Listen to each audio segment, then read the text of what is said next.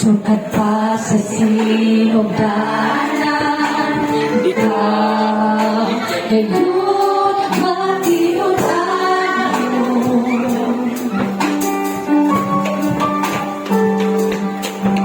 Sa panahon na kami mo sa akin, sa ngalan mo, buong mga pagtutulong, sumalas na mga saan mo,